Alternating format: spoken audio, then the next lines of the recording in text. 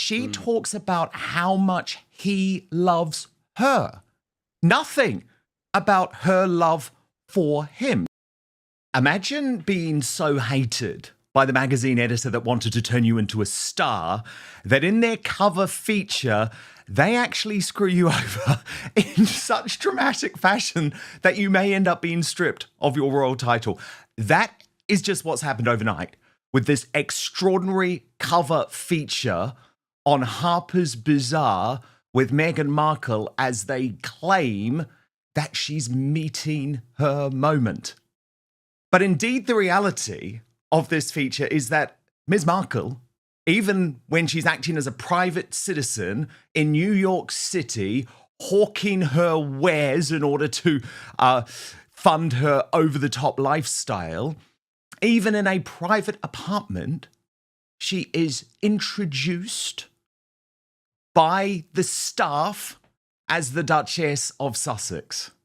Yes, that's right. This is actually a completely mortifying feature. We're going to go through it all today. And of course, it is timed just as her public display of affection with Prince Harry in a cringeworthy Netflix trailer, which, let's be honest, is going to mark the final chapter of With Love, Meghan. It is timed to overshadow, once again, the real royals, because Prince William and Catherine, the Princess of Wales, showed what it was all about as they put duty first at the Royal Variety performance in London last night. And of course, we will get to that as well. But this is all part of Prince Harry and Meghan Markle's ongoing war with the British royal family. And to pretend that isn't happening anymore is the height of naivety. And I could not be happier to be doing it today with Tom Sykes. He is the European editor-at-large at the Daily Beast, but more importantly, in the context of this show, you will know I talk about him often as the man behind the brilliant Royalist Substack, which is breaking scoop after scoop after scoop on the British royal family, and most importantly, to me, is no longer working in lockstep with the corruption of the royal rota. So, Tom, I mean, I said to you earlier, the royal story gods were looking down on us today, but we've got to kick off with this Harper's Bazaar feature. Because, Tom, a lot of people are saying, yeah, on the surface, the magazine might be trying to make Meghan look good, but as soon as you peel behind what's going on in this feature, indeed, she's made to look like a complete and utter moron, still using her royal title in the most extraordinary manner. Yeah, hi Dan. Thanks so much for having me today. It came out late last night, UK time, and the moment I read it, this line jumped out at me. So shall I just read it so people know exactly what we're talking about? Please. Okay. So the writer is called Caitlin Greenidge, and she does one interview with her first at a fancy hotel in Beverly Hills, where actually, when I read it again this morning, I noted she mentions that the PR is present, which is, as you know, as a journalist, an incredibly annoying and patronizing thing as a journalist to have the PR present. Then she says, this is the journalist writing, this is Greenidge writing, "We're in a grand brownstone on the Upper East Side that belongs to one of Meghan's friends, who I believe is Misha No, but when I enter, the house manager announces, Meghan, Duchess of Sussex, even though we appear to be the only two people in the house." I mean, Dan, how I covered this last night, I said that, you know, I love a trumpeter to announce my presence when I go into the kitchen as much as any other guy. I'm sure you have a page who, you know, wherever you go, announces that Sir Dan Wootton is on his way. But it is an extraordinary anecdote. And as you say, tucked into what on the surface appears to be a very warm and sympathetic and frankly sycophantic article, in the way that, you know, often these American magazine articles are, because it's really all about getting the photos. I just think it's, I mean, yeah, it's an extraordinary bit of unfiltered snark, I think, from the journalists, is the official American term for this. Because, Tom, you had a very interesting take on this in the Royalist, because, of course, your connections to, British aristocratic circles run deep. And you say, indeed, anyone who actually knows how titles work realize that the moment you're on American soil, they're completely meaningless. Yeah, I mean, it's crazy, right? It's an American citizen on American soil. It's embarrassing. It's just really uncool, I think, to be using your title. You just look like a sort of try hard. You just look ridiculous. It's like Winston Churchill is a good example of this. He, on his American tour in 1929, wrote back to Clemmy saying, "Titles count for nothing with Americans."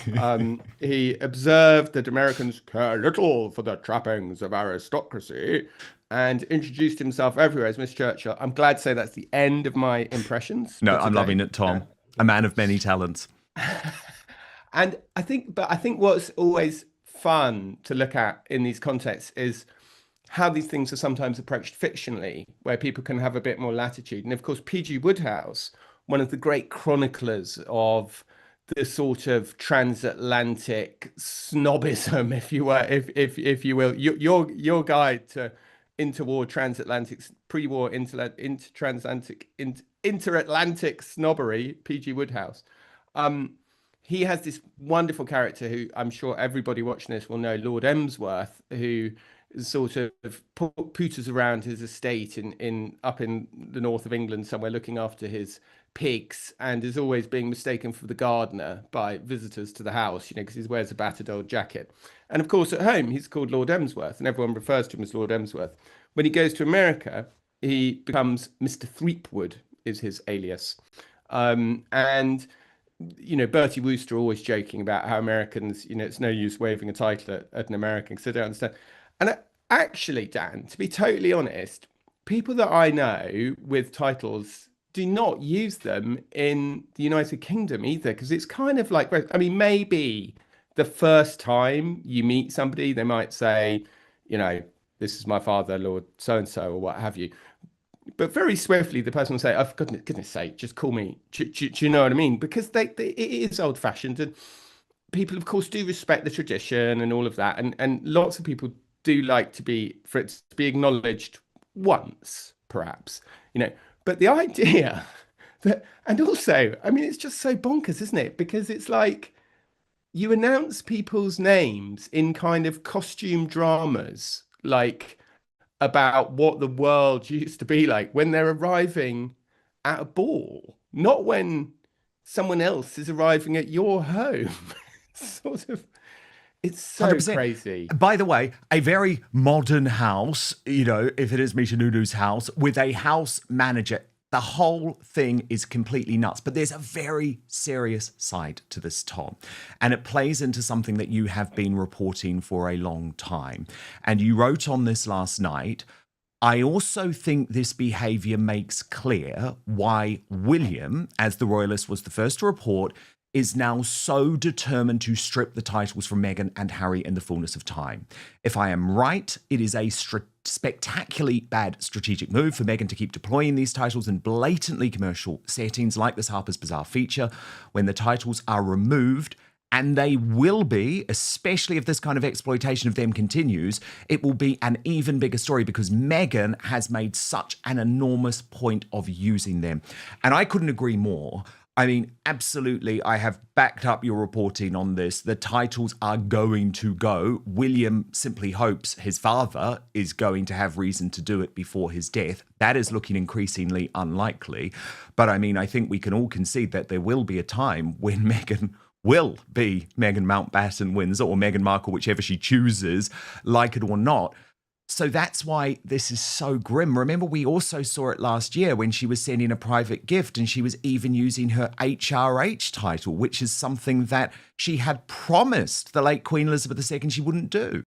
Harper's Bazaar rolls out a glossy, meeting her moment feature, and the subtext eats the headline. The writer notes a house manager introducing Meghan, Duchess of Sussex, inside a private New York apartment on U.S. soil as a U.S. citizen in a non-royal setting. Critics say that single detail turns a puff piece into a PR own goal. The title looks like a prop. The room feels staged. The authenticity pitch collapses. Add the PR minder hovering at interview 1, and the whole thing reads more curated than candid. Meanwhile, across the Atlantic, William and Catherine put duty first at the Royal Variety performance, exactly the contrast Meghan doesn't need on release day.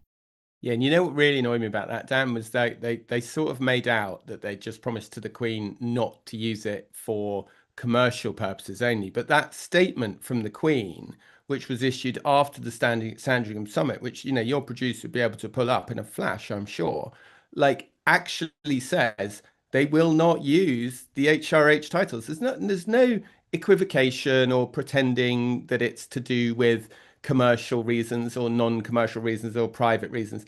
They were asked and agreed not to use the HRH honorific. It's not actually a title in HRH, is it? It's a style technically, but you know, they were asked not to use it, and they just went ahead. She just went ahead and used it, and I think it's just, I don't know. The whole thing is like, I don't know. And then this whole article, it's all about like how authentic. There we are. You know, they It was absolutely clear. It was absolutely Yeah. clear.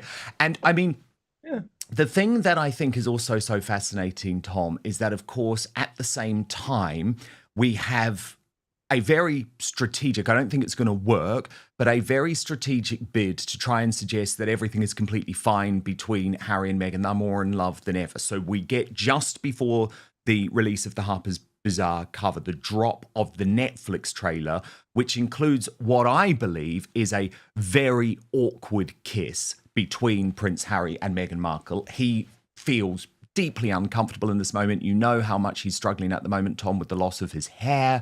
And I mean, they've done him no favors there, because the lighting is right on the crown, which makes his thinning hair look worse than ever, actually. And yet she's still put that out as the image going to the world. Then in the Harper's Bazaar article, Tom, what's really odd, and have you noticed she's done this a lot? She talks about how much he loves her. Nothing about her love for him. So I just want to read you out this passage from the feature, where the reporter for Harper's Bazaar writes, her circle of trust is tight. She puts her hand on her heart when she talks about her husband. He loves me so boldly, fully, and he also has a different perspective because he sees media that I wouldn't. No one in the world loves me more than him, so I know he's always going to make sure that he has my back.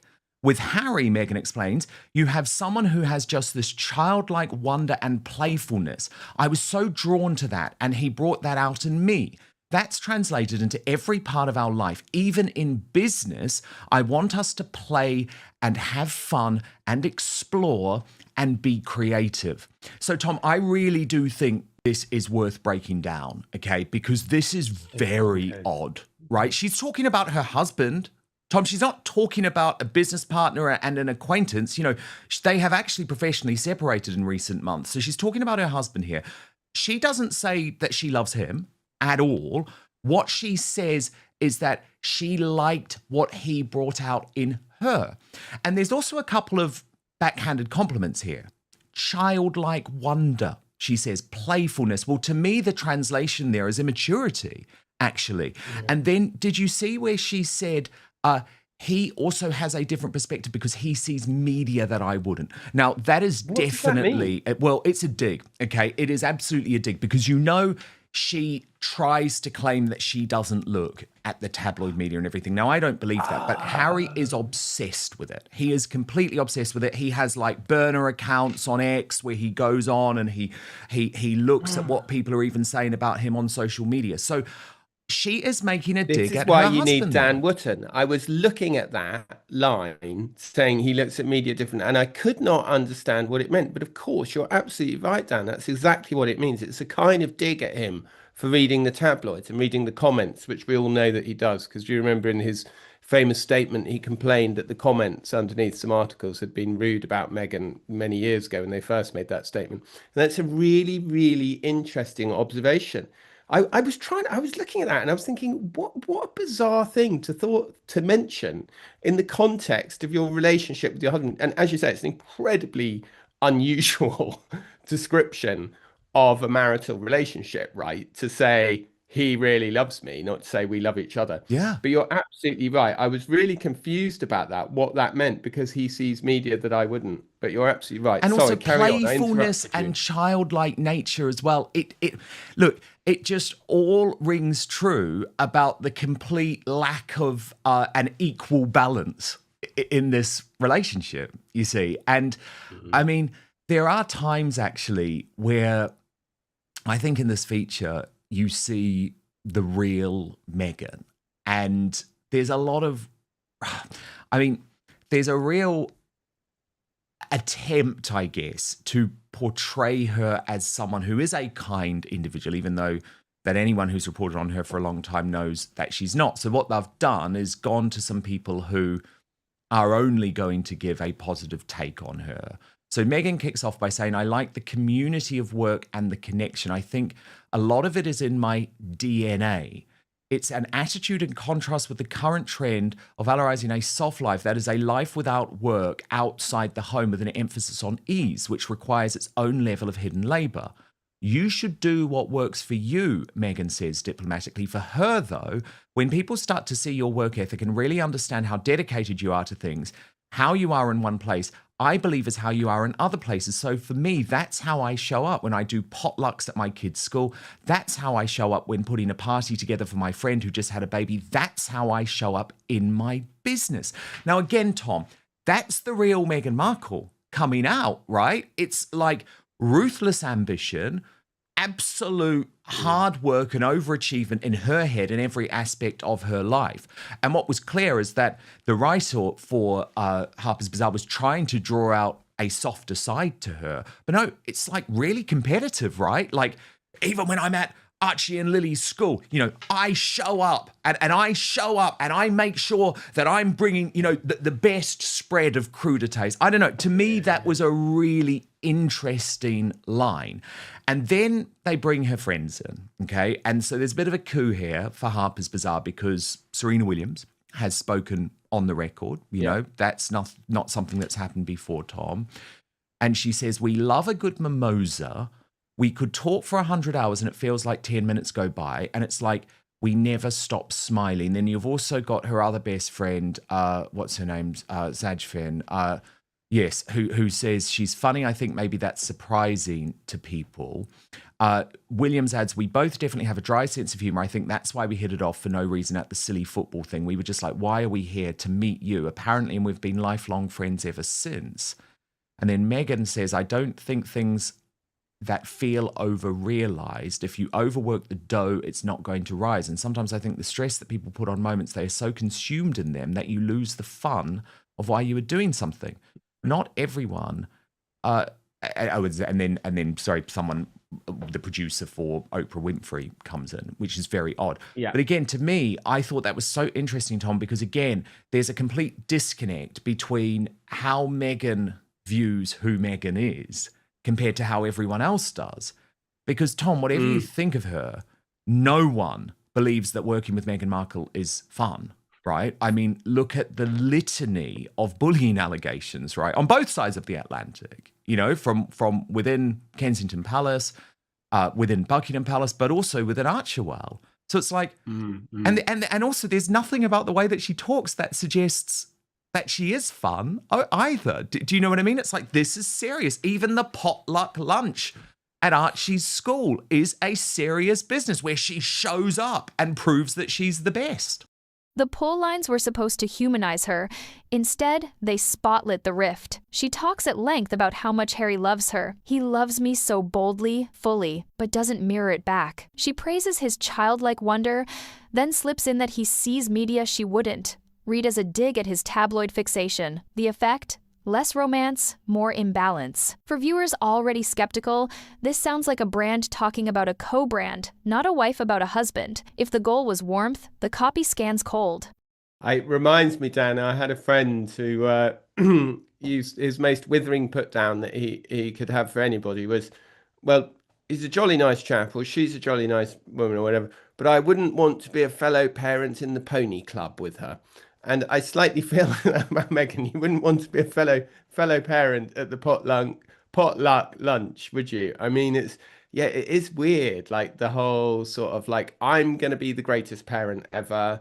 I'm going to be this, I'm going to be that. And the kind of need to sort of tell everybody. And it's really, really, it's actually, the more I look at it, it's actually a really intelligent piece of writing because it's coded. Do you know what I mean? It's Oh, like, it's so it's saying one coded. thing on the surface, but actually, when you read it again, it's saying something quite different. And when you read it a third time and you take bits out of it, you can actually see that the writer actually, look, I do think that the best ever piece about Meghan was the New York Magazine piece in The Cut, because I think that she so arrogantly assumed that they were just going to roll over and write exactly what she wanted. And the journalist, whose name escapes me, but the journalist who was brilliant writer, wasn't having any of it, and just told the truth about like how she behaved and how she behaved to other people and her arrogance and all these kinds of things in a very, very frank way. And it was an absolutely devastating portrait of Meghan. I thought that the Vanity Fair piece earlier this year, to me, that was sort of more of a bit of a cheap hit job in a funny kind of way. I thought it felt a bit unworthy of Vanity Fair. It wasn't quite there, I didn't think, in the same way.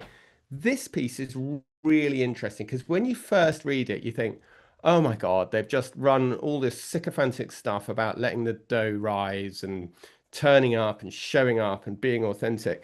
And another really interesting thing that the writer does. Did you notice the bit where she talks about her family and her background and her childhood and her mother? And what the writer does, I think, very, very cleverly, is emphasize the mother so much that the absence of the father kind of floats to the surface in a kind of slightly Oh my God, mysterious I kind of know. way. I just kept thinking that. I don't think you can read that stuff about the mum without thinking, what about your dad? And for those of us who know the story of Thomas Markle, I know he is certainly did not behave, without any fault at all. And he did take money to pose for pictures, and he Yeah, probably as she does, was foolish, and as she always has. and indeed, but at the same time, he wasn't properly supported. Um, and it does appear from every account that I've read that he did try and do a lot for his daughter when she was younger. Yeah, but I And think she was also digging out Doria, to be honest, because Meghan makes it really clear that she's nothing like her own mother. She's nothing like her. And again, that to me was really telling. Yeah, like all the instant food stuff. I don't think she talked about this time, but in the past, I've really noticed that. All the like, I had to come home and watch telly on my own and put food in the microwave, and I only learned about cooking from watching TV.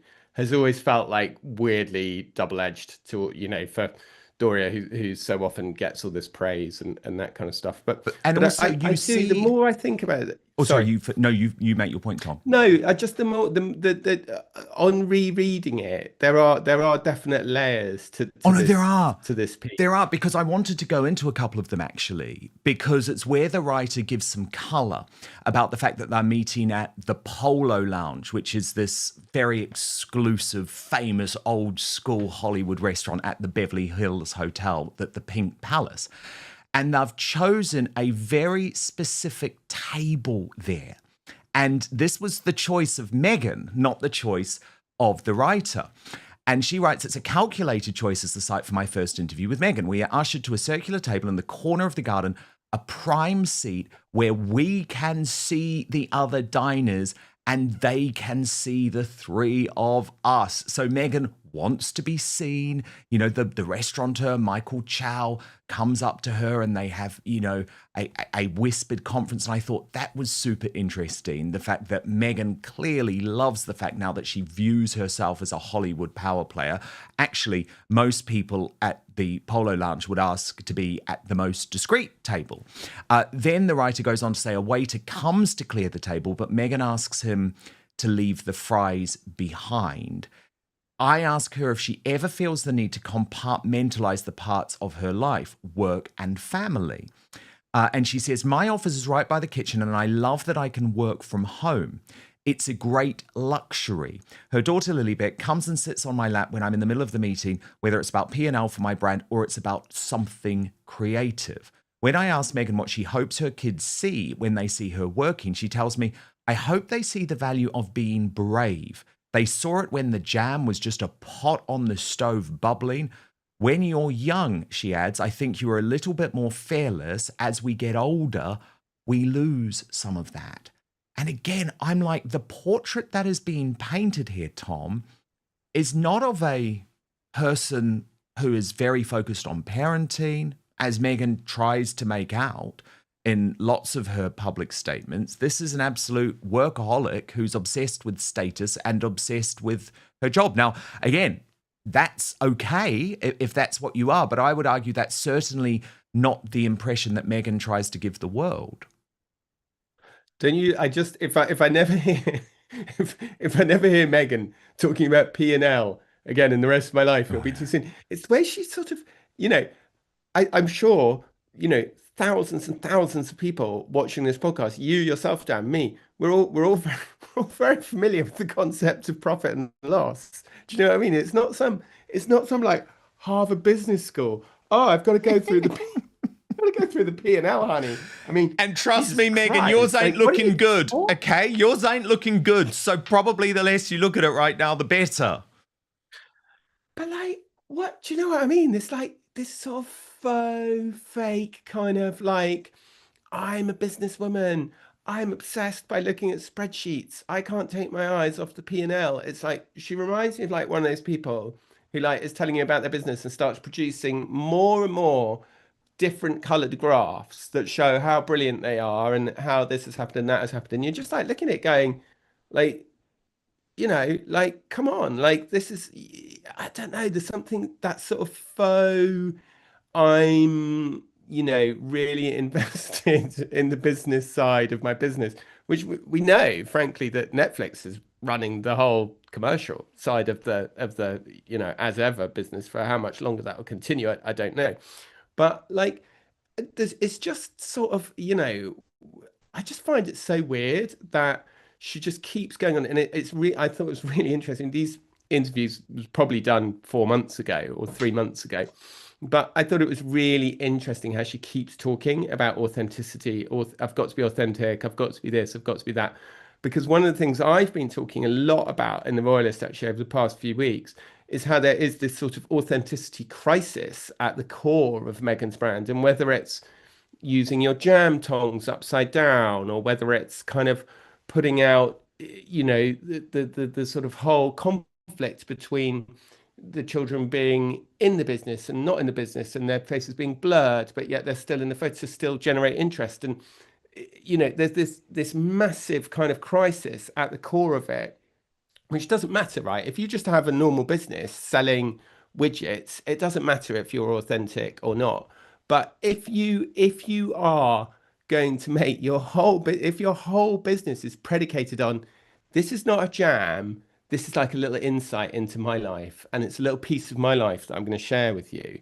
It's a very high stakes game, because you got to sell your whole image. And when people start to think that, frankly, you're having them on and you're not being straight with them, the trust and the confidence in the brand, like reputation, is won in drops and it is lost in buckets. 100%. And the moment that you start doing these things, like lifting your jam, like you're claiming you're like the world's most fanatical jam maker, and you don't know how to use a pair of jam tongs. It's like, it's crazy. I'm not saying that I know how to use a pair of jam tongs. I've made jam, right? It's not very difficult. You get a load of fruit, a load of sugar, you boil it all up and you stick it in some jars, right? It's not very difficult. Like, people have been making it for like thousands of years, right? It's not But not she's hard. Obviously, they hitting haven't been back, using sugar. interestingly, Tom, at people like you who are saying she does have an authenticity issue. She does actually go there in this interview. She says, I love being able to do both, to play in the sandbox with my kids and to play in the front row at a show.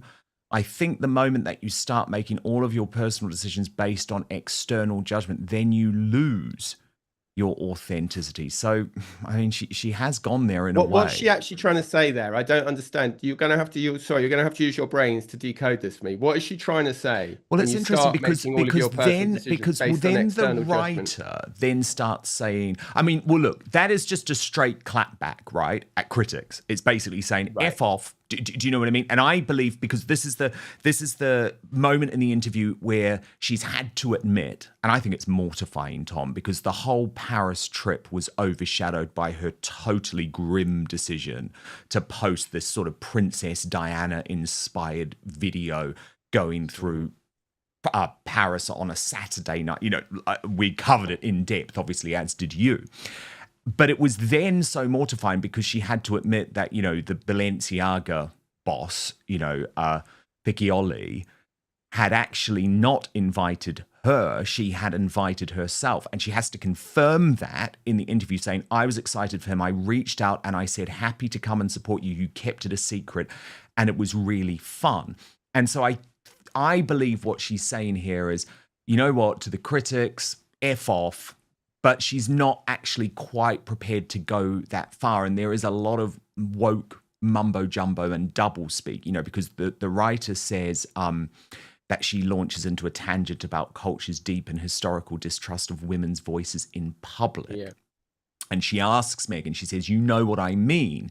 And Meghan deadpans saying, well, yeah. So she's just clearly not prepared to go there.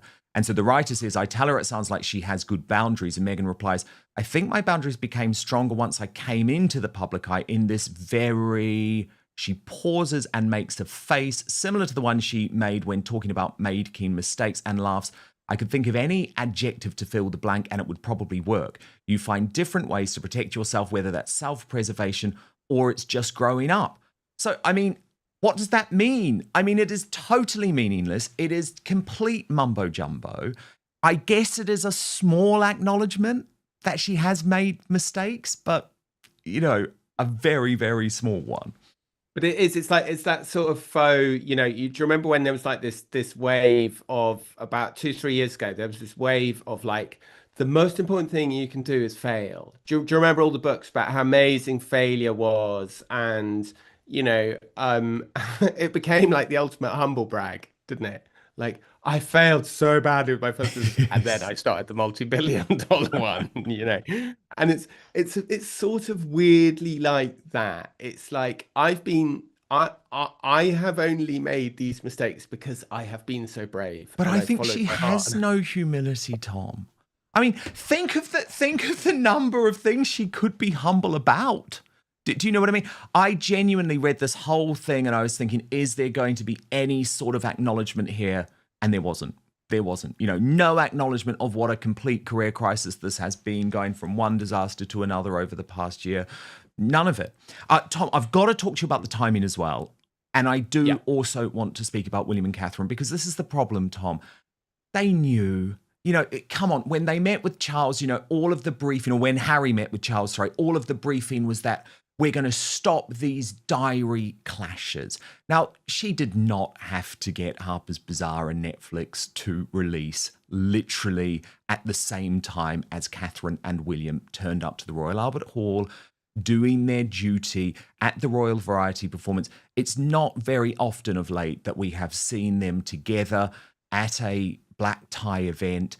And it didn't work in the UK, interestingly, Tom, because if you look at these front pages, the Daily Express, the Times, and the Sun all used on their front page pictures of Catherine rather than the cover shoot of Meghan, which is a devastating blow for her, because remember last week it did work when she, or maybe it was a fortnight ago, do you remember when she went on set and leaked to the Sun the fact that she was returning to acting, and it pushed William off the front pages? But in this case, it didn't work, because I think what we have seen from William and Catherine at the Royal Albert Hall really was them at their best. And actually, Tom, just before I get you to come in, I want to show you this lovely moment, which is going viral at the moment, of William and Catherine meeting these two adorable twin girls at the Albert Hall.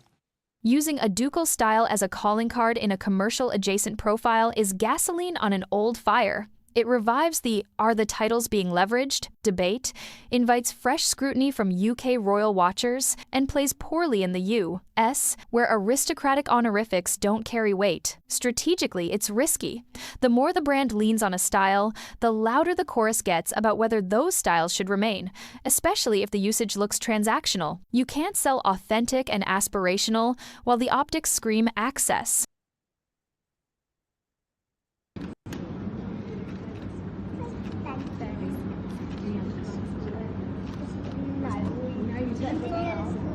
You didn't, did you? Oh, you excited to tell your friends? Yeah. Are you going to watch something? Yeah. Are you fans of Harry? Yeah, sort Little of. bit. My kid is very sad. We're going to have to keep it a big secret. But I saw you guys because I said, I don't think any children could go because they were very sad. Did you for me? Yeah, thank you very much. Thank you. Thank you very much.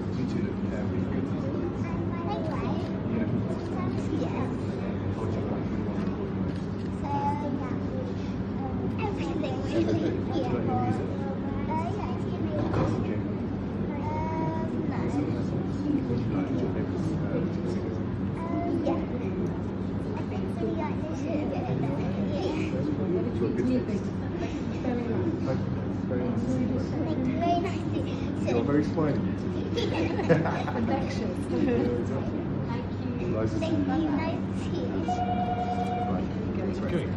Tom, it was just one of those great moments. And there were so many of them last night. And in some ways, it is such a shame that Meghan is up to her usual tricks. And I don't believe it was a coincidence. Do you? I don't know if they have a great deal of control over Netflix, to be really honest, but they certainly have a great deal of control over when Harper's Bazaar would have put that out.